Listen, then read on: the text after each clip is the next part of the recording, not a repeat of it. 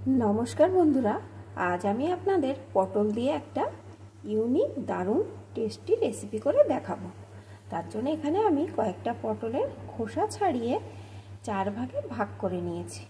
एखन आसुन बंधुरा एकटा लाइक दिए देखते थाकुन आमी केमन करे एई रेसिपिटी तैरी करछि। रान्नार जोन्नो एखाने आमी एकटा कड़ाइते परिमाण मतो सर्षेर तेल दिए दिएछि। बंधुरा आमी এই রান্নাটা সরষের তেলে করছি, আপনারা চাইলে সাদা তেলেও করতে পারেন। এখন তেলটা গরম হয়ে গেছে। প্রথমে আমি এই তেলের ভিতরে টুকরো করে কেটে রাখা পটলগুলোকে আগে দিয়ে দেব।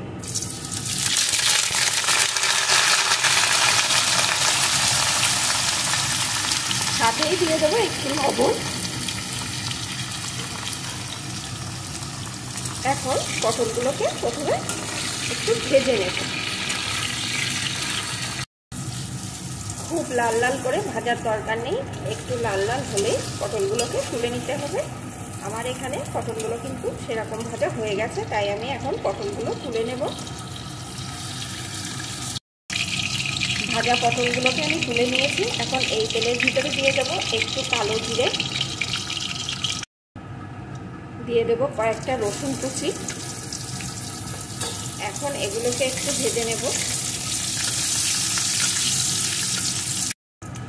একটু ভেজে নিয়ে এর ভিতরে দিয়ে দেব একটা আলু টুকরো করে কেটে রেখেছিলাম, সেই আলুটাকে একটু ভেজে নেব।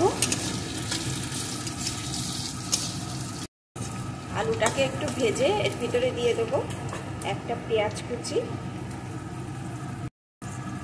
দুটো কাঁচা লঙ্কা কুচি, একটু লঙ্কার গুঁড়ো।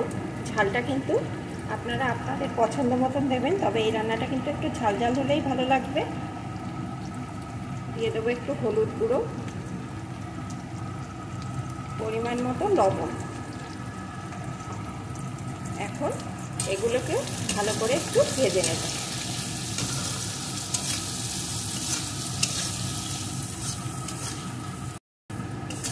সব কিছুকে ভালো করে ভেজে নিয়েছি। এখন এর ভিতরে ভাজা পটলগুলোকেও দিয়ে দেব,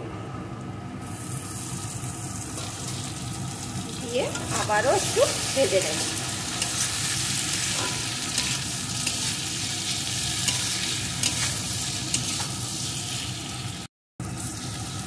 ভালো করে ভেজে নিয়েছি। এখানে আমার আলু পটল সবকিছুই ভালো রকম সিদ্ধ হয়ে গেছে।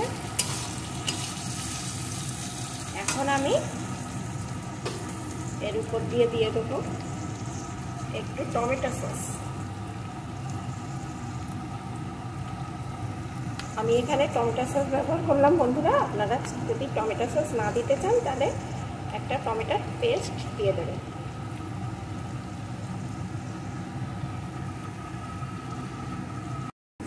আবারও একটু নাড়িয়ে নেব।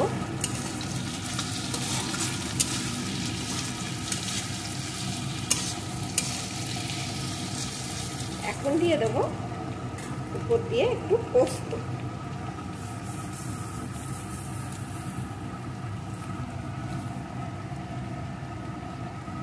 পোস্তটা দিয়েও আর একটু নাড়িয়ে নেব।